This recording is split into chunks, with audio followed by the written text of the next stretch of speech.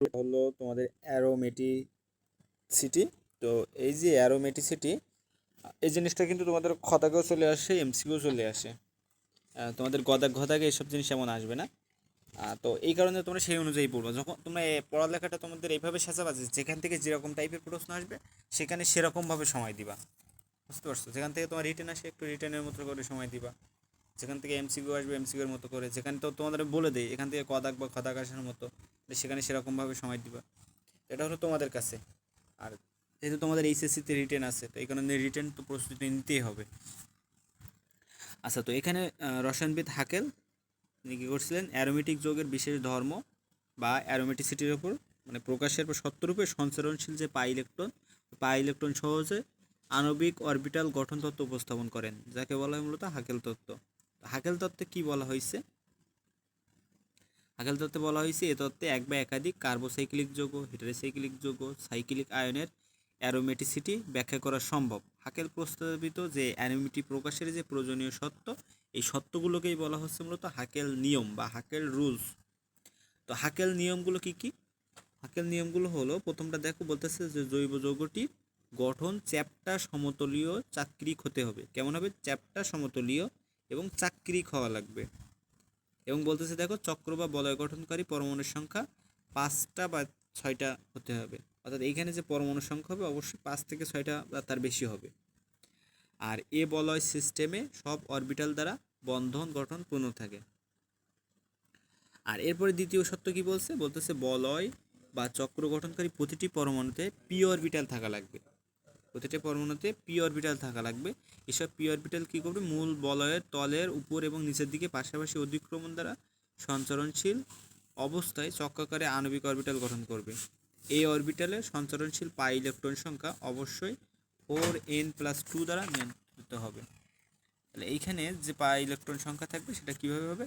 4n+2 দ্বারা নিয়ন্ত্রিত হবে। তো তোমাদের এই লাইনটা দেখাতে তোমরা ভুলো না, মানে সত্য তো পড়বাই হাকাল নিয়মের, বললাম তো খদাকে আসার মতো। আর এখান থেকে এই লাইনটা আমাদের কাজে লাগবে যে 4n+2 সংখ্যক অবশ্যই সঞ্চরণশীল পাই ইলেকট্রন সংখ্যা থাকবে। এবং এইখানে এনটা কি? এই এন দ্বারা হলো সুষম পঞ্চভুজ বা ষড়ভুজ বা বলয় চক্রের সংখ্যা বোঝানো হয়। অর্থাৎ সেটা যদি ত্রিভুজ হয় 3 হবে এনের মান, 0 1 2 3, এইভাবে তোমার এই এনের মানটা পূর্ণ হবে। আচ্ছা, তো এবার আমি যদি বিষয়টা চাই, এখানে দেখো এরপরে বলতেছে যে তোমাদের প্রথমে একটু বেসিকটা দিয়ে দিই, তারপরে তোমাদের মনে রাখার টেকনিক দিয়ে দেবো। তো এখানে দেখো যে তোমাদের n=0 হলে কি হবে, n=1 হলে কি হবে, n=2 হলে কি হবে। n=0 1 2 এগুলো হলে কী হবে? n বলতে বোঝানো হচ্ছে এখানে হলো কোনো চক্র থাকবে না। n=0 মানে এখানে চক্রের সংখ্যা 0। দেখো এখানে এই যে প্রথম উদাহরণটা দেয়া, এখানে কিন্তু চক্রের সংখ্যা 0। তাহলে এখানে সঞ্চরণশীল পাই ইলেকট্রন কয়টা? তো যদি এমসিকিউ আসে যে এই উদাহরণটা দিয়ে দিল, সাইক্লোপ্রোপিনাইল ক্যাটায়ন এর সঞ্চরণশীল পাই ইলেকট্রন সংখ্যা কয়টা? তখন তুমি সাথে সাথে 4n+2 করবা। তো করলে এখানে n এর মান তো 0, এটা যেহেতু মানে একটা বলয় গঠন করছে না, তো এই কারণে এই ক্ষেত্রে দেখা যাচ্ছে এর n এর মানটা 0। তো এই 0 বসাই দিলেই তোমার সাথে সাথে তোমার 2 চলে আসবে, 2টা ইলেকট্রন। অর্থাৎ এটি ত্রিভুজাকার সাইক্লোপ্রোপিনাইল ক্যাটায়ন বোঝায়। পঞ্চভুজের কম হয় n=0 হয়ে যায়। তোমাদের বলছিলাম যে চক্রে অবশ্যই 5 থেকে 6টা হওয়া লাগবে চক্রের সংখ্যা। তো ওই কারণে এখানে কিন্তু তোমার n=0 বসানো হয়েছে, যেহেতু পঞ্চভুজের কম, 5-এর কম। এবার আসি n=1। n=1 হলে সঞ্চরণশীল পাই ইলেকট্রন করা সেম, 4n+2 এর বসাই দিলে 6টা আসবে। তো এটা ষড়ভুজাকার বা বেনজিন হচ্ছে। এই যে এই কয়টা সবগুলাই কিন্তু একচাক্রিক, বুঝতে পারছো? বা এখানে কিন্তু একটা চক্র গঠন করছে। অর্থাৎ এইখানে কি কি আছে? বেনজিন, পিরিডিন, ফিউরান, এগুলো সবগুলো কিন্তু এনের মান 1। দেখো এগুলো সবগুলো একটা করে চক্র গঠন করছে, এই কারণে কিন্তু এনের মান 1। তোমরা এভাবে মনে রাখবে, এগুলো সব একটা করে চক্র গঠন করছে, এই কারণে এনের মান 1। এখানে দেখো কোনো চক্র নাই, বেনজিন বলা হয় না, এই কারণে মনে রাখবো এখানে এনের মান 0। আর এবার আসি ন্যাপথালিন, মানে n=2 হলে ন্যাপথালিন হবে। অর্থাৎ দেখো 2টা চক্র গঠন করছে, 2টা চক্র হলে এনের মান কত? 2 হবে। তো এটা ন্যাপথালিনের ক্ষেত্রে তোমাদের তো জানো, সংকেত জানো, 2টা চক্র গঠন করে, তাহলে এখানে এনের মান 2। এরপরে অ্যানথ্রাসিন দেখো 3টা চক্র গঠন করছে, এখানে n=3। এই আচ্ছা, তো এবার যদি আমি সামনে আসি, এখানে জেনে নাও দিয়ে কয়েকটা কথাবার্তা বলা আছে। দেখো বলতেছে যে পঞ্চভূতাকার হেটারোসাইক্লিক ফিউরান থায়োফিন পাইরল এর গাঠনিক সংকেতে দুটি পাই বন্ধন থাকায় অর্থাৎ 4টি পাই ইলেকট্রন দেখানো হয়েছে, 2টি পাই বন্ধন আছে অর্থাৎ 4টি পাই ইলেকট্রন দেখানো হয়েছে। কিন্তু হেটারো পরমাণু যেমন নাইট্রোজেন, অক্সিজেন, সালফার এর নিঃসঙ্গ ইলেকট্রন যুগল 4n+2 = 6 সংখ্যা পূর্ণ সংখ্যা থাকে। তাই পাইরল, ফিউরান, থায়োফিন প্রত্যেকেই একটা অ্যারোমেটিক যৌগ। এখন বিষয়টা হলো এটা না, তোমাদের এর উল্টোটা করতে হবে। তোমাদের পাই ইলেকট্রন সংখ্যা নিজেদের হিসাব করে তোমাদের বলতে হবে যে এখানে এন এর মান কত। তো আমি তো তোমাদের সহজ হিসাব দিলাম যে চক্র দেখেই বলে দিবা এখানে এন এর মান 1। তো অনেক সময় থাকবে এরকম যে এই চক্র দেয়া আছে কিন্তু সেটা অ্যারোমেটিক যৌগ না, একটাই চক্র দেওয়া আছে কিন্তু এটা অ্যারোমেটিক যৌগ না। কেন হবে তখন? তখন এই যে বললাম এন এর মানটা হবে পূর্ণ সংখ্যা 0 1 2 3, তখন দেখা যাচ্ছে এই পূর্ণ সংখ্যাটা আমরা পাবো না, তখন ভগ্নাংশ সংখ্যাটা পাবো। তো এই ক্ষেত্রে তখন তোমরা কী করবা? সঞ্চরণশীল পাই ইলেকট্রন হিসেব করবা। সাপোজ তোমরা বেনজিনের ক্ষেত্রে দেখো, আচ্ছা সঞ্চরণশীল পাই ইলেকট্রনের ক্ষেত্রে তোমরা কীভাবে করবা? দেখো বেনজিনের পাই বন্ধন আছে কয়টা? 1 2 3 তো 3টায় মিলে টোটাল পাই ইলেকট্রন আছে কয়টা? 6টা। তার মানে আমার পাই ইলেকট্রন সংখ্যা কত আসছে? 6টা। বুঝতে পারছো? 3টা পাই ডাবল বন্ড আছে, তো এখানে 3 2 6টা আছে। তো এই 6টা পাই ইলেকট্রন যদি থাকে তাহলে আমার এবার আমি বের করবো যে আমার টোটাল থাকছে কত? এই 4n+2 সংখ্যক পাই ইলেকট্রন থাকে। তাহলে এটা সমান সমান কত আসছে? 6। তাহলে 4n সমান সমান আসছে কত? 6 - 2 4, n সমান সমান 1। এই যে n সমান সমান 1 আসছে, একটা চক্র গঠন করছে, আর এটা যেহেতু পূর্ণ সংখ্যা এই কারণে এটা একটা অ্যারোমেটিক যৌগ। ঠিক সেমভাবে এখানেও দেখো ন্যাপথালিনের ক্ষেত্রেও সেম জিনিস। এখানে দেখো 1 2 3 4 5টা, টোটাল 5টা ডাবল বন্ড, মানে তার 5 দ্বিগুণে 10টা পাই ইলেকট্রন আছে। ডাবল বন্ডের যে কয়টা ডাবল বন্ড সেই কয়টা করে পাই ইলেকট্রন হিসেব করবা। ট্রান্সফারেন্সিয়াল পাই ইলেকট্রন এইভাবে করলে এখানে সেম জিনিস আসবে না, এনের পূর্ণ সংখ্যা আসবে না। আচ্ছা এবার আমি যদি যে কয়টা ইলেকট্রন দেওয়া আছে সেগুলো দিয়ে যদি বলি, সাপোজ তোমরা এই ফিউরানের ক্ষেত্রে দেখো, ফিউরানের ক্ষেত্রে এখানে পাই ইলেকট্রন, এখানে দেখো ডাবল বন্ড 2টা আছে, তাহলে 2 আর 2 4টা পাই ইলেকট্রন। এবং দেখো এখানে মুক্তজোড় ইলেকট্রন কয় জোড়া আছে? মুক্তজোড় ইলেকট্রন আছে 2 জোড়া ইলেকট্রন, তো এর সাথে আরও 2 যোগ, তাহলে টোটাল 6। তাহলে এক্ষেত্রে আমার কত হবে? আমার এদের মানটাও পূর্ণ সংখ্যা আসছে 1 6। সাপোজ এই নাইট্রোজেনের ক্ষেত্রে দেখো, নাইট্রোজেনের দেখো বন্ধন গঠন করছে 3টা, এখানেও 1 জোড়া মুক্তজোড় ইলেকট্রন থাকে। আচ্ছা তো এই ক্ষেত্রে দেখো, এই ক্ষেত্রে 3টা 3 গুণে 6 6টা মুক্ত 6 জোড়া পাই ইলেকট্রন, তো দ্যাটস এখান থেকেও কিন্তু তোমার এটার মান পূর্ণ সংখ্যা আসবে। তো এই সেই উদাহরণ করে প্র্যাকটিস করে রাখো, তোমাদের যে প্রশ্নগুলো বইয়ের বাইরে আসবে না, অ্যাডমিশন টাইমে গেলে তখন আরও ডিপলি করা যাবে। এখন দেখো এই যে যেটা বললাম ন্যাপথলিন একটি অ্যারোমেটিক যৌগ কেন, এই দেখো ছোট্ট করে লেখা আছে, এখানে 2টি ব্যঞ্জন বলা আছে, এত পাই ইলেকট্রন আছে, হাকেল নিয়ম মতে এটা 10 সমর্থন করে তার দিন মতে। আচ্ছা তোমরা এইটা ঠিক উল্টো করে করবা তোমরা। আমরা জানি যে হাকেল নিয়ম মতো যে আমার কি 4n+2 সংখ্যক পাই ইলেকট্রন থাকা লাগবে। তো এইখানে তোমার 4n+2 n সমান 2 সমান সমান তুমি এইখানে যে কয়টা পাই ইলেকট্রন আছে সেটা সমান সমান তুমি বসাই দিবা, দিয়ে এইভাবে এন এর মানটা বের করবা। করে এন এর মান বলবা যেহেতু এটা একটা পূর্ণ সংখ্যা, এবং এখানে যেহেতু এন এর মান পূর্ণ সংখ্যা 2 আসবে, অর্থাৎ এখানে 2টা বলয় গঠন করছে, আর এটা যেহেতু পূর্ণ সংখ্যা তাহলে এটা একটা অ্যারোমেটিক হাইড্রোকার্বন। আচ্ছা বোঝা গেছে সবার? জি ভাই। আচ্ছা এবার আসি অনুরণন বা রেজোনেন্স। অনুরণন জিনিসটা কি দেখো, এই অনুরণন জিনিসটা হলো যে জৈব যৌগে অণু সিগমা বন্ধন দ্বারা গঠিত মূল কাঠামো ঠিক রেখে সঞ্চারণশীল পাই ইলেকট্রন সমূহ দ্বারা দুই বা ততোধিক পরমাণুর মধ্যে সর্বদা স্থান পরিবর্তনকে অনুরণন বা রেজোনেন্স বলে। অর্থাৎ যেটা তোমাদের প্রথম ক্লাসে বলছিলাম, ধরে নাও ডাবল বন্ডটা এইখানে আছে, এইখানে একটা আছে, এইখানে একটা আছে, এই ডাবল বন্ডটাকে আমি যদি ঘুরাই ফেলি, অর্থাৎ দেখো এইখানের ডাবল বন্ডটাকে আমি নিয়ে আসলাম এইখানে, এইখানের ডাবল বন্ডটা নিয়ে গেলাম এইখানে, আবার এইখানে ডাবল বন্ডটা উপরে নিয়ে গেলাম, এই দিলে দেখো এই যে ঘুরাই দিচ্ছি, এটাকে বলা হচ্ছে অনুরণন বা রেজোনেন্স, যেটা তোমাদের সামনে কয়েকটা জায়গায় দেখাবো না, সমস্যা নেই। আচ্ছা এই বিষয় হলো। আর এরপরে অ্যারোমেটিক যৌগের কিছু বৈশিষ্ট্য রয়েছে, তাদেরকে বলা হয় অ্যারোমেটিসিটি। তো অ্যারোমেটিসিটির মধ্যে কী কী আছে দেখো, এখানে 4-5টা বৈশিষ্ট্য আছে, পড়ে ফেলো।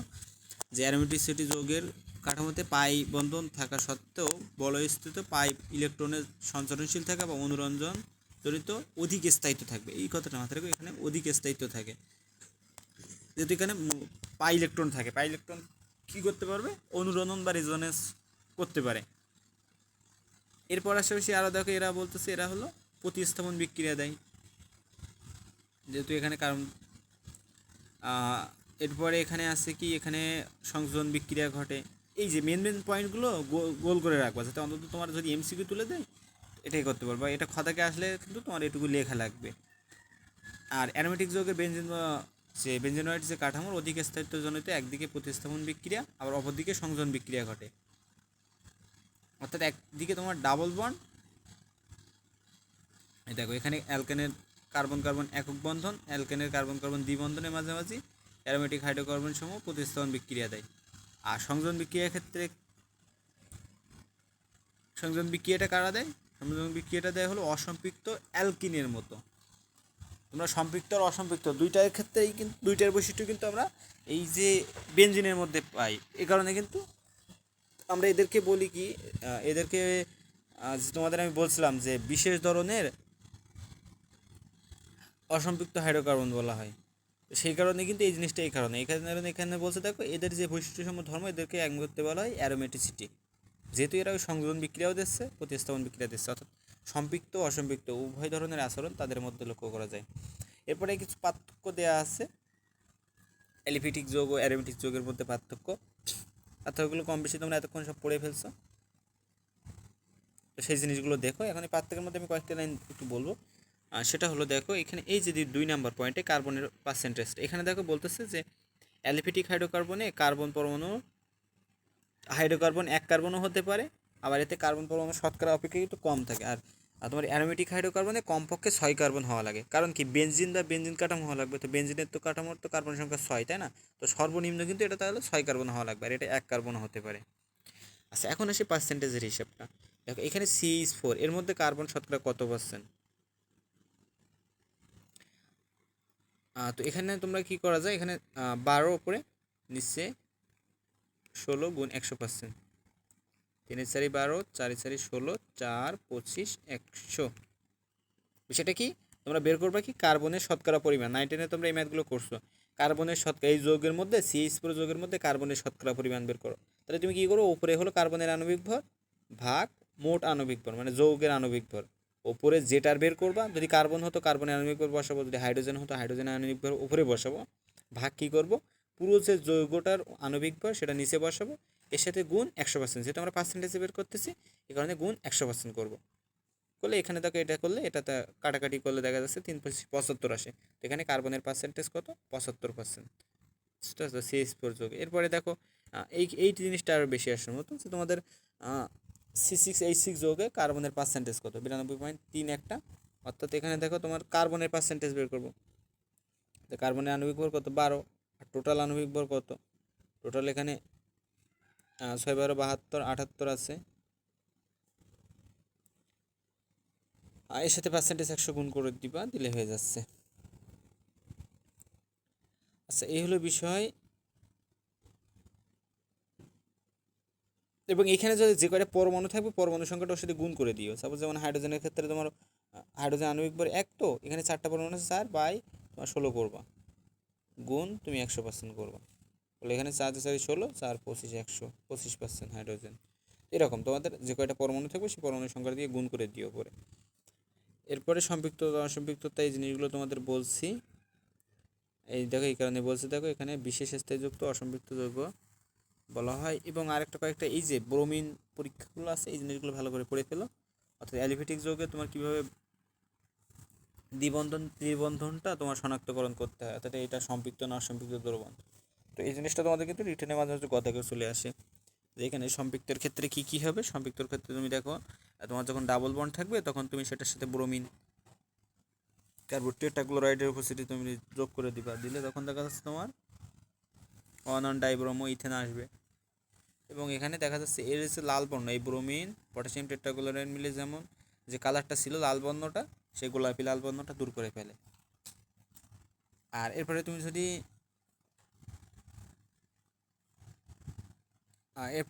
ত্রিবন্ধন নাও, তো এখানে জাইমন অক্সিজেন পটাশিয়াম একটা জারক নিবা, পটাশিয়াম পারম্যাঙ্গানেট, আর পটাশিয়াম হাইড্রোক্সাইড একটা জারক নেবে, এই জারক কী করে একটা জাইমান অক্সিজেন তৈরি করে এইখান থেকে এদের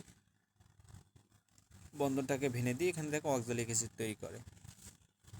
তো এই উদাহরণ সহ তোমাদের দিয়ে দিবা। আর বেনজিনের ক্ষেত্রে হাইড্রোজেন সংযোজন বিক্রিয়ায় বেনজিনের 3টা পাই বন্ধন আছে সেটা প্রমাণিত হয়, মানে বেনজিনের যে 3টা দ্বিবন্ধন আছে সেটা প্রমাণ হয় কোন বিক্রিয়া? হাইড্রোজেন সংযোজন বিক্রিয়ায়।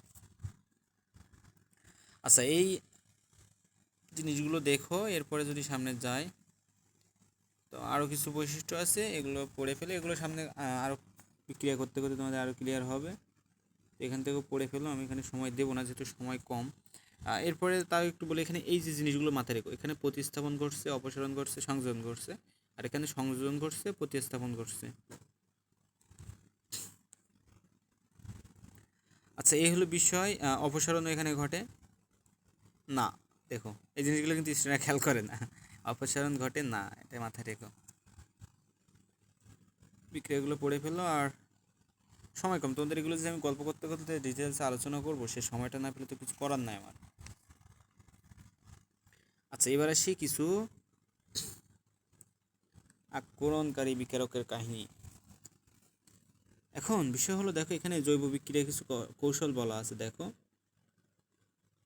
জৈব বিক্রিয়া কিছু কৌশলের মধ্যে কয়েকটা কাহিনী বলা আছে। দেখো যে বলতেছে, জৈব বিক্রিয়ার ক্ষেত্রে মূল কৌশল হলো কার্বন গঠিত যৌগ বা জৈব যৌগের উপর দ্বিতীয় কোনো পদার্থ আক্রমণ করে জৈব বিক্রিয়া সংঘটিত করে থাকে। অর্থাৎ ওই যে কার্বন গঠিত যৌগ ওটা হলো সাবস্ট্রেট, অর্থাৎ নিচে অবস্থান করছে, আর শেষোক্ত যে আক্রমণ করছে সেটা হলো আক্রমণকারী বিকারক বা অ্যাটাকিং এজেন্ট। তো উভয়ের বিক্রিয়ায় যেটা উৎপন্ন হবে সেটা হলো প্রোডাক্ট বা উৎপাদ। অর্থাৎ বিষয়টা কেমন? আক্রমণকারী বিকারক প্লাস সাবস্ট্রেটের সাথে যুক্ত হয়ে উৎপাদ তৈরি করছে। তো কাহিনীটা এমন, বুঝতে পারছো? তো এখন বিষয় হলো যে এই যে আক্রমণকারী বিকারকগুলো যেগুলো বিক্রিয়ায় আক্রমণ করছে, করে বিক্রিয়া সংঘটিত করছে, তো এই বিক্রিয়কগুলো নিয়ে আমরা এবার আলোচনা করব। অর্থাৎ আক্রমণকারী বিকারক 3 শ্রেণীভুক্ত হতে পারে। কয় শ্রেণী? 3 শ্রেণী। তো কি কি? মুক্তমূলক বা ফ্রি রেডিক্যাল, মুক্তমূলক বা free radical, electrophile, nucleophile, electrophile, nucleophile. এই কথাগুলো ইলেকট্রোফাইল, নিউক্লিওফাইল কথাটা তোমরা শুনছো, ফ্রি রেডিক্যাল বা মুক্তমূলক কথাগুলো কিন্তু এর আগেও শুনে আসছো। এই জিনিসগুলো কি? এগুলো হলো আক্রমণকারী বিকারক। এখন আসি ফ্রি রেডিক্যাল। এখান থেকে কিন্তু এমসিকিউর জন্য অনেক ইম্পর্টেন্ট এই যে জিনিসগুলো পড়বো, আর এখন বলো অ্যাডমিশন বলো, সব জায়গায় কিন্তু এমসিকিউগুলো ইম্পর্টেন্ট, মাথায় রেখো। ফ্রি রেডিক্যাল কি হচ্ছে? এখন দেখো, প্রথমে বলছে যে বিকরক অণুর বন্ধনতা বা আলোর প্রভাবে সমভাঙন দ্বারা, এই সমভাঙন কথাটা গোল করে ফেলো, সমভাঙন বা সুষম ভাঙন বলতে পারো, সমভাঙন বা সুষম ভাঙন দ্বারা ফ্রি রেডিক্যাল উৎপন্ন হয়। এটা কখন হবে? অবশ্যই এটা কেমন হবে? সমভাঙন বা সুষম ভাঙন হবে। এটা কখন হয়? যখন দুইটা পরমাণুরই তড়িৎ ঋণাত্মকতার পার্থক্য শূন্য হবে, দুইটা পরমাণুরই তড়িৎ ঋণাত্মকতা একই হয়। যেমন একটা ক্লোরিন তোমার বন্ধন হচ্ছে, তো এটা দুইটারই কিন্তু তড়িৎ ঋণাত্মকতা যে মান সেটা কিন্তু সমান। এই ক্ষেত্রে কী হবে? এদের সমভাঙনের ফলে এদের যে দুইটা ইলেকট্রন দ্বারা একটা বন্ধন করছিল, বন্ধনটা ভেঙে দিলাম, তাহলে এই যে তৈরি করছে ফ্রি রেডিক্যাল। অর্থাৎ এখানে ক্লোরিনের সাইডে বা মাথায় তোমার একটা করে ফোঁটা দিতে হয়, বই সাইডে দেওয়া আছে, ফোঁটা দিতে হবে। আচ্ছা, কেউ আনমিউট হয়ে থাকলে মিউট করে ফেলো।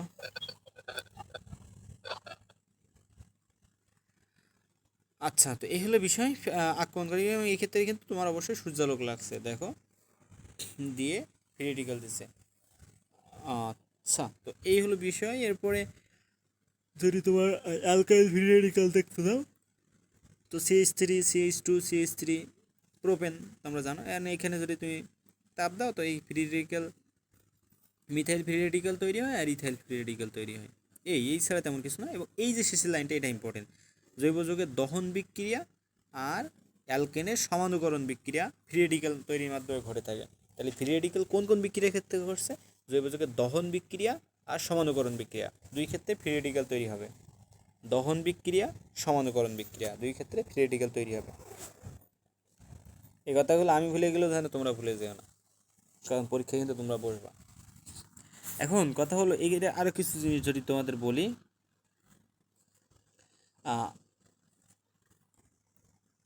ফ্রি রেডিক্যালের ক্ষেত্রে আরও কিছু বৈশিষ্ট্য আছে, তোমরা চাইলে লিখে নিতে পারো। যে ফ্রি রেডিক্যাল কোনো আধান বা চার্জ থাকে না। ফ্রি রেডিক্যালে কোনো আধান বা চার্জ থাকে না। কেন কোনো আধান বা চার্জ থাকে না? কারণ এখানে ইলেকট্রন সংখ্যা আর প্রোটন সংখ্যা এদের সমান হয়। ফ্রি রেডিকেলের ক্ষেত্রে তো ওখানে আমরা কোনো প্লাস মাইনাস ইউজ করি নাই, কারণ কি এর কোনো আধান বা চার্জ থাকে না, এর প্রোটন ও ইলেকট্রন সংখ্যা সমান থাকে। এরা কেমন হয়, এরা অধিক সক্রিয় হয়, স্বল্পায়ু হয়, অর্থাৎ এরা আয়ুটা স্বল্প, এরা অধিক সক্রিয় এবং বিক্রিয়ার অন্তর্বর্তী প্রজাতি হিসেবে কাজ করে। আমি আবারও শুরু থেকে বলছি, ফ্রি রেডিকেলে কোনো আধান বা চার্জ থাকে না, কারণ এদের ইলেকট্রন বা প্রোটন সংখ্যা সমান। এরা অধিক সক্রিয়, স্বল্প আয়ু এবং বিক্রিয়ার অন্তর্বর্তী প্রজাতি হিসেবে কাজ করে, বিক্রিয়ার অন্তর্বর্তী প্রজাতি হিসেবে কাজ করে। আচ্ছা, এই হলো বিষয়। এরপরে আমি আসি অ্যালকাইল ফ্রি রেডিকেলের সক্রিয়তা। এইখানে তোমাদের আসবে সক্রিয়তা আর স্থায়িত্বের ক্রম। স্থায়িত্বের ক্রম তোমরা পাবা, আর দুইটা রেঞ্জ পাবা, তোমরা দেখবে সব ক্ষেত্রেই দুইটা রেঞ্জ করে পাবা।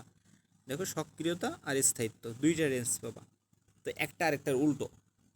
সক্রিয়তা আর স্থায়িত্ব একটা আরেকটার উল্টো, প্রথম কথা। এখন কথা হলো, একটা আরেকটা যদি উল্টো হয় তাহলে তোমাদের যে কোনো একটা মনে রাখবা, আর একটা উল্টাই দিবা। আচ্ছা, তো যেটা বলছিলাম যে এখানে সক্রিয়তা আর স্থায়িত্ব একটা আরেকটার উল্টা, তো তুমি যে কোনো একটা মনে রাখবা, বাকিটা তোমার এমনিতেই মনে থেকে যাচ্ছে। তো প্রথম আসি এই ফ্রি রেডিকেলের সক্রিয়তা আর স্থায়িত্ব। ফ্রি রেডিকেল এর স্থায়িত্বটা দেখো, তোমরা আনমিউট করো না। ফ্রি রেডিকেলের স্থায়িত্ব দেখো, বলছে দেখো, ফ্রি রেডিকেল বিজোড় ইলেকট্রন থাকে, এরা খুবই সক্রিয় হয়। ফ্রি রেডিকেল যেহেতু বিজোড় ইলেকট্রন থাকে, এটা খুবই সক্রিয় হয়। তো অ্যালকাইল যে ফ্রি রেডিকেলের স্থায়িত্ব কার্বন পরমাণুর প্রকৃতির, যেমন 1 ডিগ্রি 2 ডিগ্রি 3 ডিগ্রি কার্বনের ওপর নির্ভরশীল। তো এদের স্থায়িত্বটা কার বেশি? দেখো, 3 ডিগ্রির স্থায়িত্ব সবচেয়ে বেশি, 2 ডিগ্রির তারপরে 1 ডিগ্রি অ্যালকাইল, তারপরে মিথাইলমূলক। 3 ডিগ্রি মানে কি, এখানে 3টা আর রয়েছে, অর্থাৎ 3টে অ্যালকাইলমূলক রয়েছে। এরপরে 2 ডিগ্রি, 1 ডিগ্রি আর মিথাইলমূলক। এই হলো সিরিয়াল, এই সিরিয়ালটা মাথায় রাখতে হবে। তো তোমরা মনে রাখবে কী করে, এর স্থায়িত্ব বেশি কার। এর কাছে ধরে নাও 3 টাকা আছে, এর কাছে 2 টাকা আছে, এর কাছে 1 টাকা আছে, আর এর কাছে কিছু নাই, তোমার স্থায়িত্ব কার বেশি? এর বেশি হবে না? আর তো এরপরে আসে তুমি সক্রিয়তা। সক্রিয়তা কীভাবে মনে রাখবে? এর কাছে মোটে টাকা নাই, তো এ যদি এখন বেশি সক্রিয় হয়ে কাজ কারবার না করে, তাহলে কি খেতে পারবে? তাহলে তো এটা তো আর খেতে পারবে না, তাই না? এর তো টাকা দরকার, এর আরও, এর তার থেকে একটু কম, এর তার থেকে একটু কম, আর এর তো যেহেতু অনেক টাকা পয়সা আছে, অনেক স্থায়িত্ব সম্পন্ন, এই কারণে দেখা যাচ্ছে এর সক্রিয়তা কম। এভাবে মনে রাখবে, বুঝতে পারছো? তোমার এই জিনিসগুলো এমসিকিউ আসবে, এবং যত দ্রুত তুমি এমসিকিউ দাগাতে হবে। তো এই কারণে তোমার যেভাবে পারো টেকনিক করে মাথায় রাখতে হবে। তুমি যেভাবে পারো মাথায় রাখো, আমার কথা মতো মনে রাখতে হবে এমন না, তুমি যেভাবে পারো মনে রাখো। কথা হলো, আমার যেন পরীক্ষা হলে ভুল না হয়। তো এটা হলো স্থায়িত্বের ক্রম দেওয়া আছে, সক্রিয়তার ক্রমটা ঠিক এর উল্টোটা, এই চিহ্নটা উল্টো দিকে ঘোরাই দিলেই সক্রিয়তার ক্রম হয়ে যাচ্ছে। আচ্ছা, এবার আসি ইলেকট্রোফাইল নিউক্লিওফাইল।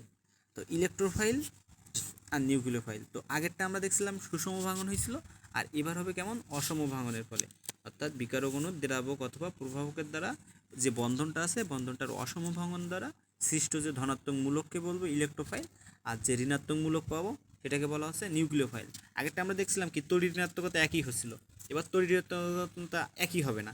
যদি তড়িৎ ঋণাত্মকতা একই না হয়, তখন কী হবে, বন্ধন জোড় ইলেকট্রনটা একজন নিজের দিকে বেশি টানবে, যে বেশি টানে সে তো জানে নেগেটিভ হয়ে যায়, যে কম টানতে পারে না সে পজিটিভ হয়ে যায়।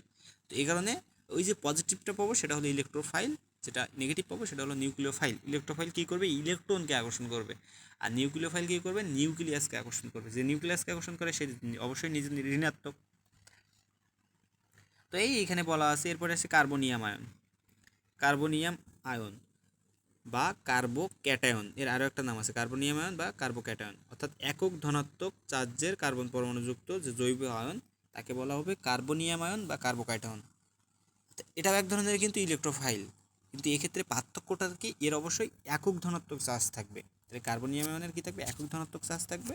একক ধনাত্মক চার্জযুক্ত যে জৈব আয়ন সেটাকে বলা হচ্ছে কার্বনিয়াম আয়ন বা কার্বোক্যাটায়ন। এর উদাহরণ কী কী, যেমন methyl carbonium ion, ethyl carbonium ion, এগুলোর উৎপত্তি কী কোথা থেকে আসে, উৎপত্তি পড়া লাগবে না, জাস্ট উদাহরণগুলো পড়বা আর স্থায়িত্ব সক্রিয়তা পড়বা। এখন যেহেতু শুরুতে আসো তোমরা, এই কারণে উৎপত্তিগুলো একবার রিডিং দিতে পারো। জৈব অণুর যে সিগমা বন্ধনের অসম ভাঙনের ফলে ধনাত্মক চার্জযুক্ত অ্যালকাইল মূলক বা কার্বনিয়াম আয়ন সৃষ্টি হয়। আচ্ছা, এই হলো বিষয়। এরপরে কার্বনিয়াম আয়নের স্থায়িত্ব আর সক্রিয়তা, সে একই জিনিস। তো এরা যেহেতু কার্বনিয়াম আয়নের যেহেতু ইলেকট্রনের ঘাটতি হয়, এই কারণে এরা ইলেকট্রোফাইল রূপে খুবই সক্রিয়। যেহেতু ইলেকট্রনের ঘাটতি হয়, কারণ এরা ইলেকট্রোফাইল রূপে খুবই সক্রিয়। এখন আসি কার্বনিয়াম আয়ন। এখানে কিন্তু কোনো নেগেটিভ চার্জ নাই, সব পজিটিভ চার্জ। তো এক্ষেত্রেও কিন্তু স্থায়িত্বের ক্রমটা তোমরা একই উপায়ে আগে যেভাবে মনে রাখছিলে সেভাবে মনে রাখতে পারো। যে 3 + 2 এখানে 1 ডিগ্রি, এরপরে মিথাইল মূলক স্থায়িত্ব এর বেশি। এই তারপরে হলো সক্রিয়তার ক্ষেত্রে এর উল্টোটা। সেম উপায়ে কিন্তু তোমরা মাথায় রাখতে পারো। এবং জিনিসটা যদি তোমাদের আমি একটু বেসিক ক্লিয়ার করতো, এখানে দেখো কার্বনের 3 পাশে 3টা আর আছে, বুঝতে পারছো, আর এক পাশটা ফাঁকা আছে। এখন কথা হলো যে এরা কি কার্বনিয়াম আয়ন বা কার্বোক্যাটায়ন। এই ক্ষেত্রে তোমার ইলেকট্রোফাইল কী করবে, ইলেকট্রনকে আকর্ষণ করবে। এখানে যেহেতু 3জন চারি সাইডে ধাক্কা দিয়ে মানে পথ আটকায় রাখছে, তো এখানে কিন্তু সে সহজে ঢুকতে পারবে না, বুঝতে পারছো, এরা কিন্তু সহজে ঢুকতে পারবে না এখানে কেউ। কিন্তু তোমার যদি এখানে যখন একজন সৈন্য কম আছে, সেখানে কিন্তু সহজে বাইরের মূলকটা এসে ঢুকতে পারবে, বুঝতে পারছো, সহজে বন্ধনটা করতে পারবে। এই কারণে আস্তে আস্তে স্থায়িত্বটা কমে যত মূলকটা কমে, আর সক্রিয়তা তো ঠিক উল্টোটাই। আচ্ছা, এখন কথা হলো যে কার্বন আয়ন, বুঝতে পারছো। এবার আসি কার্বন আয়ন। আগেটা পড়ছো কার্বনিয়াম আয়ন পজিটিভ, এবার হলো কার্বন আয়ন, অর্থাৎ এটা নেগেটিভ। কার্বন আয়ন আর কার্বনিয়াম আয়ন, বুঝতে পারো, নামগুলো দেখে যেন আবার এমসিকিউ ভুল করে বসো না। কার্বন আয়ন, কার্বো অ্যানায়ন, বুঝতে পারছো, কার্বন আয়ন বলতে বোঝানো হচ্ছে কার্বো অ্যানায়ন, আর ওটা হলো কার্বনিয়াম আয়ন। তাহলে এক্ষেত্রে কি একক ঋণাত্মক চার্জের যে কার্বন পরমাণুযুক্ত জৈব আয়ন, সেটা হলো কার্বন আয়ন। এটা কি থাকবে, একক ঋণাত্মক চার্জ থাকবে, যেমন methyl carbon ion, ethyl carbon ion, এইগুলা। তো এখানে উৎপত্তি কি, উৎপত্তিটা হলো জৈব যৌগের, আগেটা ছিল কিন্তু সিগমা বন্ধনে অসমভাঙন হয়েছিল, এবার হবে জৈব যৌগের আলফা হাইড্রোজেন পরমাণু অম্লধর্মী হলে তখন লঘু খাদ্যদ্রবণের উপস্থিতিতে কার্বন আয়ন সৃষ্টি হয়। আলফা হাইড্রোজেন পরমাণু অম্লধর্মী হলে তখন লঘু খাদ্যদ্রবণের উপস্থিতিতে এটা সৃষ্টি হয়। অর্থাৎ দেখো এখানে ক্ষার একটা, আর এই হলো ইথানল। এখানে আলফা হাইড্রোজেন আছে, কারণ আলফা হাইড্রোজেন আছে কেন, কারণ এখানে যে মাঝখানের কার্বন, এটাই হলো আলফা কার্বন। কারণ কি, এই আলফা কার্বন কোনটা, যার সাথে এরকম কার্যকরী মূলকটা থাকবে। এখানে দেখো সিএস ও কার্যকরী মূলকটা কার সাথে আছে, এই কার্বনের সাথে আছে, তাহলে এই কার্বনটা হলো আলফা কার্বন। আর আলফা কার্বনের সাথে যে হাইড্রোজেনটা আছে, সেটা হলো আলফা হাইড্রোজেন, বুঝতে পারছো। তো এই হলো বিষয়। আর তো এরপরে এবার আসি সক্রিয়তা আর স্থায়িত্ব। সক্রিয়তা আর স্থায়িত্ব আছে। তো সক্রিয়তা আর স্থায়িত্বের ক্ষেত্রে দেখো, এখানে যদি তুমি স্থায়িত্বর ক্রমটা দেখো, এবার ঠিক আগে যা পড়ছো তার উল্টোটা। আগে তোমরা স্থায়িত্বগুলো পজিটিভ ছিল, এখন দেখো তোমার -3 -2 এভাবে মনে রাখো তোমরা। এটা যেহেতু নেগেটিভ, তো এটা তুমি ধরবো -3 ডিগ্রি, -2 ডিগ্রি, -1 ডিগ্রি, আর ফলে এটা মানে শুধু মিথাইলমূলক। তো এই ক্ষেত্রে তোমার কী করবা, তোমার ধর -3 হলে কি, তার নেগেটিভ, তার ঋণ বেশি, তাহলে কি এর স্থায়িত্ব কম হবে না, এর ঋণ একটু কম, এর ঋণ একটু কম, আর যা ঋণ নেই মোটে, তাহলে তার স্থায়িত্ব বেশি। এবার এটা ঋণ দিয়ে মনে রাখবা, বুঝতে পারছো। আগেরটা যেটা মনে রাখছো ঠিক ওই স্টাইলে, আগেরটা পজিটিভ ছিল যা ছিল, এবার ঠিক এর স্থায়িত্বটা উল্টো হয়ে গেছে। আর যদি তুমি সক্রিয়তা যাও, তখন সক্রিয়তায় 3-এর বেশি, 2-এর বেশি, 1-এর বেশি, যেহেতু এর ঋণ বেশি, তাহলে কি এ পরিশ্রম করবে বেশি, তাহলে এর কি তোমার সক্রিয় হওয়া লাগবে বেশি। এরপরে এটা, তারপরে এটা, তারপরে এটা, সেম স্টাইলে তোমরা মনে রেখে ফেলবা। আচ্ছা, এই পর্যন্ত সব বোঝা গেছে? আমার একটু বলো দেখি। এমসিকিউ এর জন্য কিন্তু অনেক ইম্পর্টেন্ট জায়গা এটা। তোমরা তোমাদের এদের থেকে এমসিকিউ, এখান থেকে একটা এমসিকিউ ইনশাল্লাহ পেয়ে যেতে পারো তোমরা এইচএসসিতে। যদিও এই অধ্যায় থেকে কটা করবে জানি না, তবে এই জায়গা থেকে একটা প্রশ্ন আসার মতো, মানে আসতে দেখা যায় সবসময়। এবার আসি যে ইলেকট্রোফাইল নিউক্লিওফাইল কথা নিয়ে।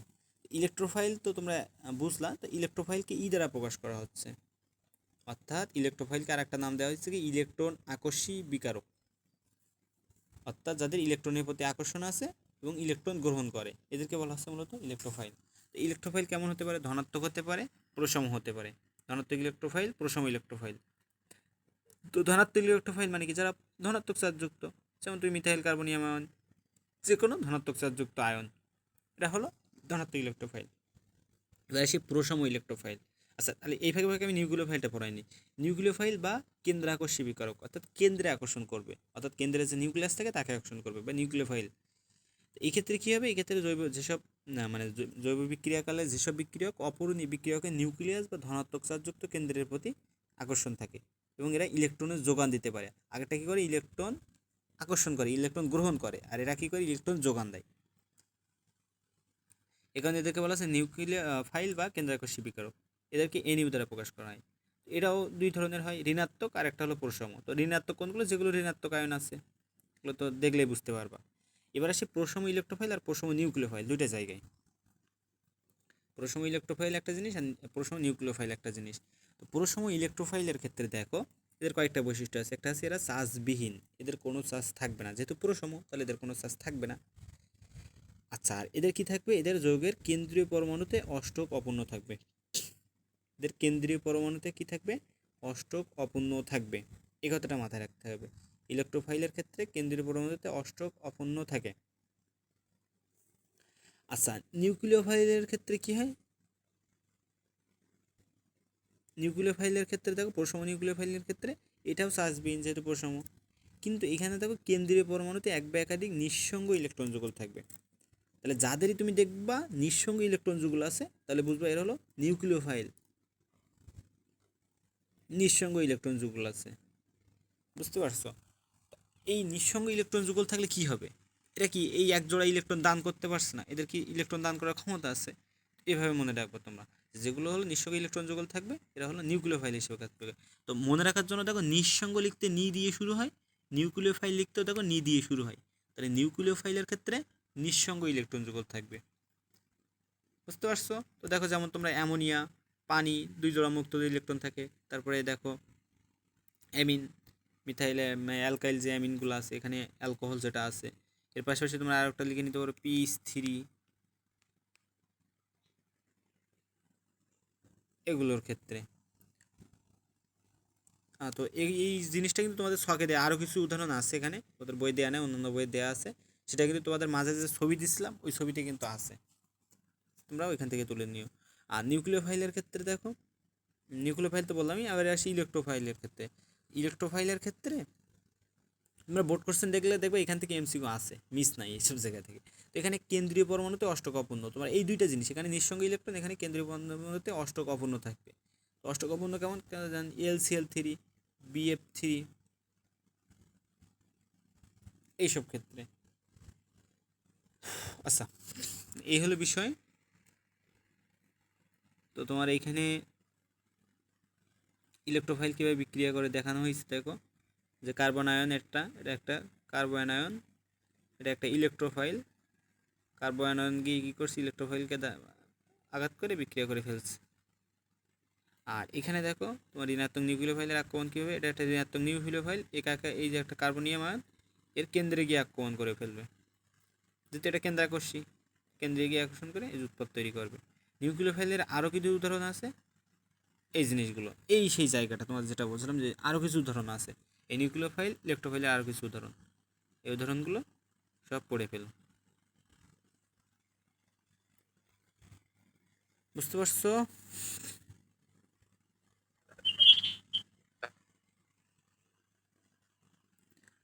আচ্ছা, তো এরপরে যদি আমি সামনে যাই, সংযোজন বিক্রিয়া। তো সংযোজন বিক্রিয়া কারা দেবে, তোমার যে কার্বন কার্বন ত্রিবন্ধন আর কার্বনিক মূলক যুক্ত জৈব যৌগে সংযোজন বিক্রিয়া ঘটে। কার্বন কার্বন দ্বিবন্ধন, ত্রিবন্ধন আর কার্বনিক মূলক, এই জিনিসগুলো কিন্তু মাথায় রাখতে হবে তোমাদের, তাহলে দেখবে রিটেনও অনেকটা কয়েক জায়গায় ইজি হয়ে যাবে। তাহলে কার্বন কার্বন দ্বিবন্ধন, ত্রিবন্ধন আর কার্বনিক মূলক যদি থাকে সেখানে সংযোজন বিক্রিয়া ঘটবে। আর এখানে কী হবে, ফলে পাই বন্ধনটি ভেঙে কী হবে, দুটা সিগমা বন্ধন সৃষ্টি হবে। ফলে দেখা যাচ্ছে তখন উৎপন্ন যৌগে কার্বন পরমাণু যে সংখ্যাটা বৃদ্ধি পেয়ে যায়, মানে কার্বন পরমাণুর সংখ্যাটা বৃদ্ধি পেয়ে যায় তখন। আচ্ছা, এখন যদি আমি দেখি আরেকটা কথা এখানে পরের লাইনে বলা আছে, দেখো যে কিন্তু কার্বনিক মূলকের কার্বন অক্সিজেন বন্ধনের পাই ইলেকট্রন অক্সিজেন পরমাণুর দিকে অধিক আকৃষ্ট থাকায় পোলারিটি সৃষ্টি হয়। বুঝতে পারছো? এখানে পাই ইলেকট্রনটা কী হয়, এখানে বন্ধন মানে তড়িৎ ঋণাত্মকতার মান কার বেশি, অক্সিজেনের বেশি, এই কারণে অক্সিজেনের দিকে পাই ইলেকট্রনটা ঝুঁকে যায়, এই কারণে দেখা যাচ্ছে এখানে পোলারিটি সৃষ্টি হয়। আচ্ছা, এই হলো বিষয়। আর এবার যদি আমি দেখি, বলতেছে এই পোলারিটি সৃষ্টি হওয়ার কারণে কী হয়, কার্বন কার্বন দ্বিবন্ধনে ইলেকট্রোফিলিক সংযোজন ঘটে, কার্বন কার্বন দ্বিবন্ধনে ইলেকট্রোফিলিক সংযোজন ঘটে। আর কার্বনিল মূলকে কী হয়, এই যে কার্বনিক মূলক এক্ষেত্রে যেহেতু পোলার হচ্ছে, এক্ষেত্রে আংশিক ধনাত্মক কার্বন পরমাণুতে নিউক্লিওফিলিক সংযোজন ঘটবে। বুঝতে পারছো? এখানে যেহেতু একটা নেগেটিভ তৈরি হয়ে যাচ্ছে, সবসময় চাইবে নেগেটিভের দিকে ঝুঁকতে, তো এই কারণে এটাকে বলা হচ্ছে নিউক্লিওফিলিক সংযোজন ঘটবে, অর্থাৎ এখানে কেন্দ্রের দিকে আকর্ষণ করার ক্ষমতাটা বাড়বে। এই যে আংশিক ধনাত্মক যে কার্বন পরমাণুতে এখানে নিউক্লিওফিলিক সংযোজন ঘটে। আচ্ছা, বিষয়টা কেমন দেখো, তোমার এই যে কার্বনিন মূলক, এ বন্ধন যদি ইলেকট্রনটা নিজের দিকে টানছে নেগেটিভ, আর এ হয়ে যাচ্ছে পজিটিভ, তাই না? এই যখন ডেল নেগেটিভ হয়ে যাচ্ছে ডেল পজিটিভ, এখন কথা হলো কি, এখানে একটা নিউক্লিওফাইল যাবে। নিউক্লিওফাইল কী করে? নিউক্লিয়াসকে আকর্ষণ করে। তার কি নিউক্লিওফাইল নিজে একটা ঋণাত্মক না? এই ঋণাত্মক আয়নটা তো এটার সাথে আকর্ষণ করতে পারবে না, তাই না? এটা কোথায় যাবে? এই যে পজিটিভ কার্বন আছে এই কেন্দ্রে চলে যাবে, আকর্ষণ করবে, করে এখানে পজিটিভের সাথে যুক্ত হয়ে যাবে। বুঝতে পারছো? আচ্ছা, এরপরে বলতেছে সংযোজন বিক্রিয়ায় অ্যালিফেটিক অ্যারোমেটিক উভয় শ্রেণীর পাই বন্ধনযুক্ত থাকলে ঘটতে পারে। বুঝতে পারছো? যেমন তোমার উদাহরণ দিয়ে দেওয়া আছে, এখানে একটা উদাহরণ দেওয়া আছে, এখানে ফ্রি রেডিক্যাল সংযোজন বিক্রিয়া ঘটে। তো তোমার বেনজিন থেকে মানে ইথিন থেকে ইথেন তৈরি, সেই নিকেল প্রবাহকের উপস্থিতিতে হাইড্রোজেন সংযোজন, তারপরে বেনজিন থেকে সাইক্লোহেক্সেন তৈরি, এই সেই নিকেলের উপস্থিতিতে হাইড্রোজেন সংযোজন, এই জিনিসগুলো। আচ্ছা, আর যদি বলি এবারে ইলেকট্রোফাইলের সংযোজন বিক্রিয়া, ইলেকট্রোফাইলের ক্ষেত্রে সংযোজন বিক্রিয়া ঘটছে। তো ইলেকট্রোফিলিক সংযোজন বিক্রিয়া অ্যালকিন আর অ্যালকাইনের প্রধান বৈশিষ্ট্য, মানে দ্বিবন্ধন ত্রিবন্ধনের ক্ষেত্রে কী হবে? ইলেকট্রোফিলিক সংযোজন। আর কার্বনিল মূলকে হবে নিউক্লিওফিলিক সংযোজন, সেটা তো দেখছোই। এখানে যেমন কিছু বিকারক থাকবে, এখানে chlorine, bromine, hydrochloric acid, H2BR, H2SO4, H2O3 এগুলো থাকছে। তো এখানে এগুলোর উপস্থিতিতেই আর কি বিক্রিয়া ঘটবে, এগুলো তো দেখতে পাচ্ছি ইলেকট্রোফিলিক সংযোজন বিক্রিয়া ঘটছে। আর এরপরে অ্যালকিন এগুলো তেমন ইম্পর্টেন্ট না, এসব জায়গায় এগুলো ক্রস দিতে পারো, অর্থাৎ এখান থেকে না পড়লে তোমার চলবে। জাস্ট তোমার জানা লাগবে যে কোন কোন জায়গায় ইলেকট্রোফিলিক সংযোজন করছে, কোন কোন জায়গায় নিউক্লিওফিলিক সংযোজন করছে। আচ্ছা, এই হলো বিষয়। এরপরে আছে পাইবন্ধন শনাক্তকরণের বর্ণ পরিবর্তন পরীক্ষা। ওই যে তোমাদের যেটা বলছিলাম, যে যখন দ্বিবন্ধন ত্রিবন্ধন হচ্ছে তখন ওই যে বর্ণ পরিবর্তনের পরীক্ষাটা করাইছিলাম তোমাদের, এই হলো বিষয়। আর এরপরে মানে এখানে কয়েকটা জিনিস আছে, এই জিনিসগুলো পড়তে হবে। প্রতিসম,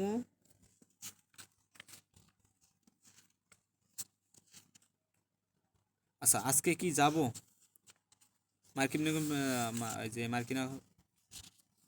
মার্কনিকভের যে সূত্রটা আছে এই দুইটা কি শেষ করে দেব?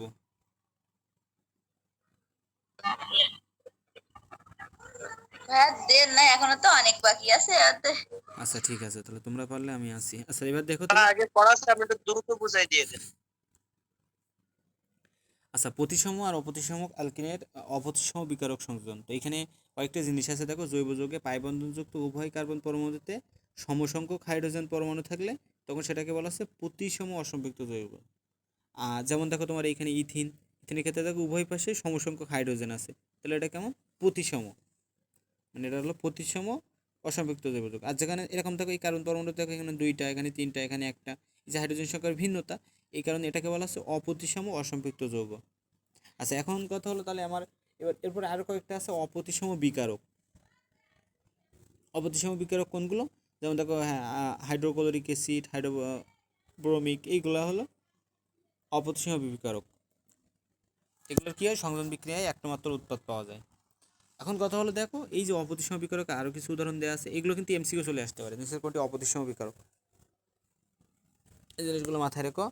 আচ্ছা এখানে আর এদের সংযোজন বিক্রিয়ায় কী পাওয়া যায়? কম বেশি দুইটা উৎপাদ পাওয়া যেতে পারে। আগেটা তো দেখলাম এই দুইটার ক্ষেত্রে শুধুমাত্র একটা পাওয়া যাচ্ছিলো, আর এক্ষেত্রে দুইটা পাওয়া যেতে পারে। তো এইখানে আমাদের এক্ষেত্রে কোনটি প্রধান উৎপাদ হবে সেটা হলো 1869 সালে রুশ বিজ্ঞানী মার্কনিকভ, এই মার্কনিকভ নিয়ম দ্বারাই আমরা সেটা বের করতে পারবো।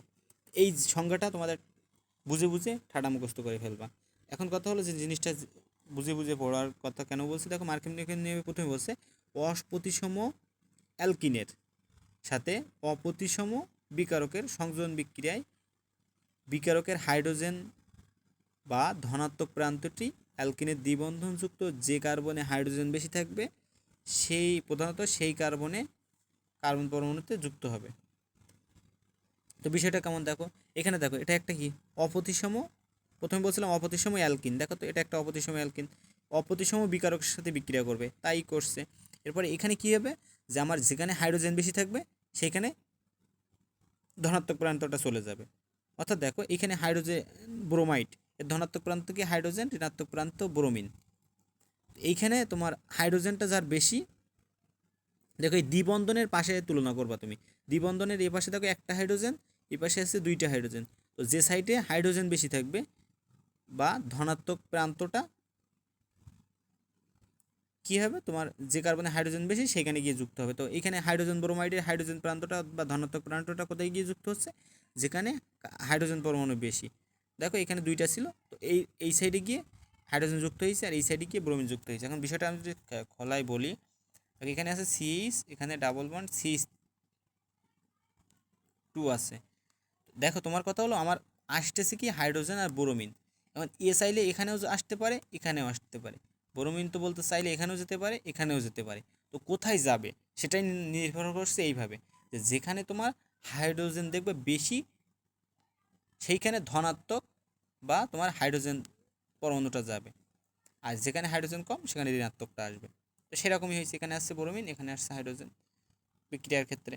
এই কারণে কিন্তু এই উৎপাদটা দেখা যাচ্ছে 90% ক্ষেত্রে পাওয়া যাচ্ছে টু ব্রোমোপ্রোপেন, আর এক্ষেত্রে অন ব্রোমোপ্রোপেনটা 10% ক্ষেত্রে পাওয়া যাচ্ছে। এটা যেন অনেকটা তেলা মাথায় তেল দেওয়ার বলতো, বুঝতে পারছো? তো এই এখানে কথাগুলো তোমাদের বলা আছে। এরপরে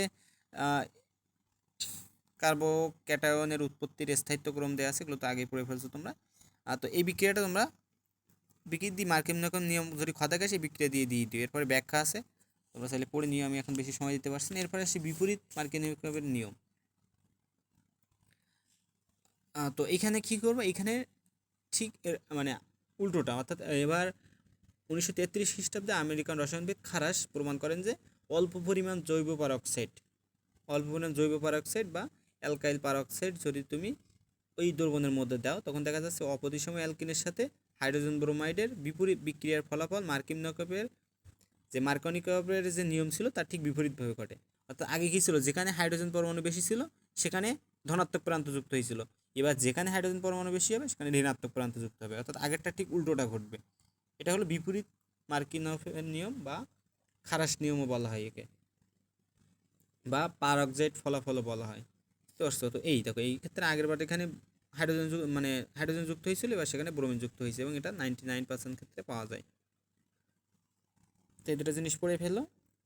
এরপরে মার্কভের ক্ষেত্রে কী হয়, এটা হলো ইলেকট্রন আকর্ষণ আয়নিক বিক্রিয়া, আর বিপরীত মার্কভের ক্ষেত্রে জৈব পেরক্সাইডের সূত্রে এটা হলো সংযোজন বিক্রিয়া। এরপরে এখানে বিক্রিয়াটি থিওরিটিক্যাল মেকানিজম অনুসরণ করে। খারাসের নিয়ম কেবলমাত্র হাইড্রোজেন ব্রোমাইড সংযোজনে কার্যকর হয়, হাইড্রোজেন আয়োডাইড বা হাইড্রোজেন ক্লোরাইডের ক্ষেত্রে কিন্তু খাটে না। এই যে কথাটা অনেক ইম্পর্টেন্ট, কিন্তু খারাসের নিয়ম শুধুমাত্র হাইড্রোজেন ব্রোমাইডের ক্ষেত্রে প্রযোজ্য হয়।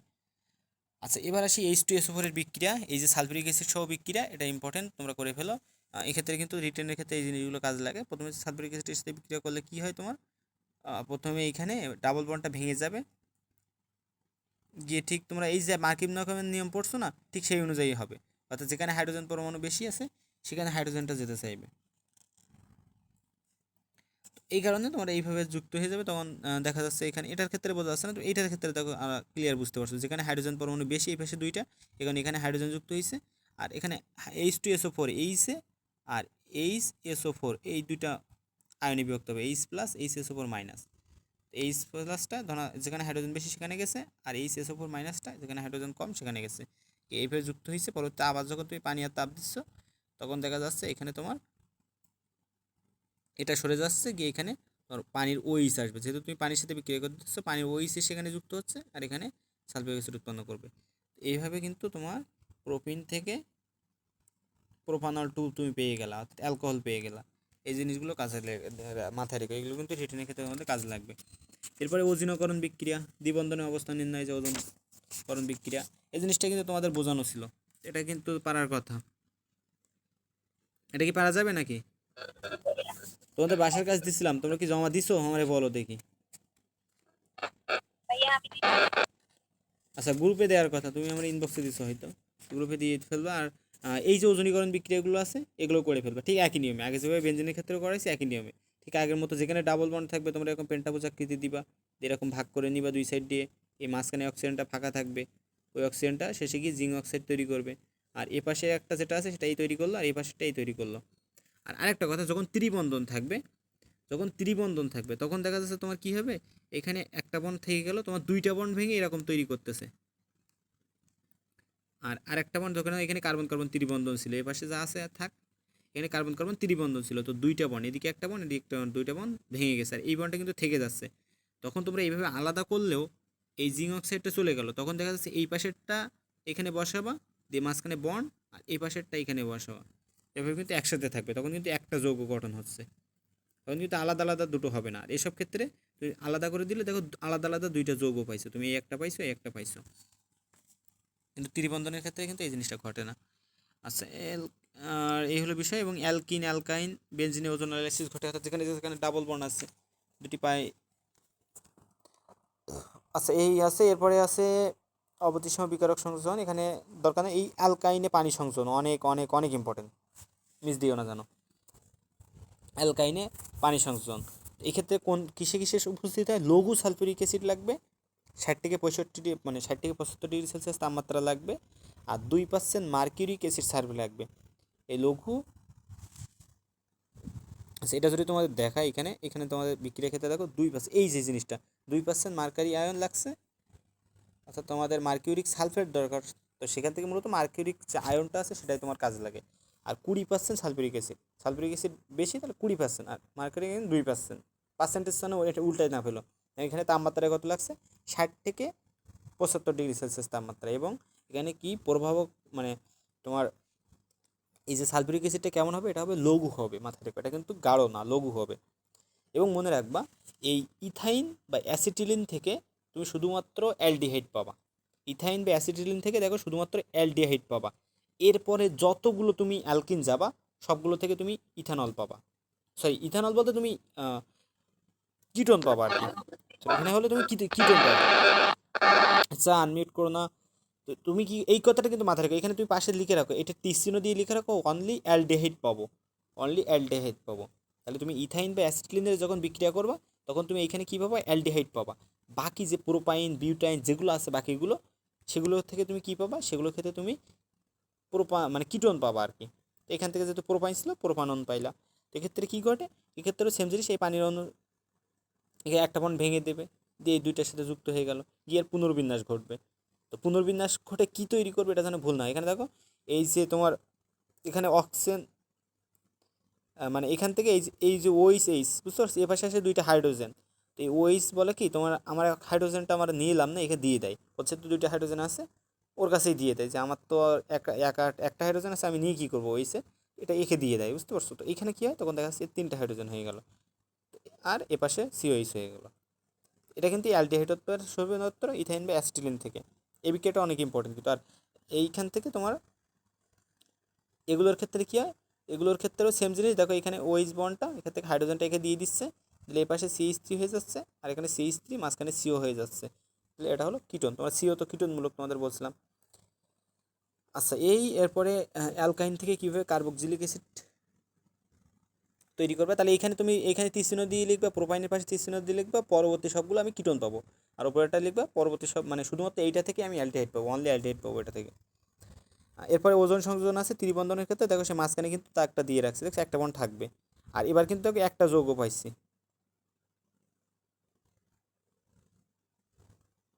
বুঝতে পারছো, ওজোন সংযোজনের বিক্রিয়াগুলো করে ফেলবা।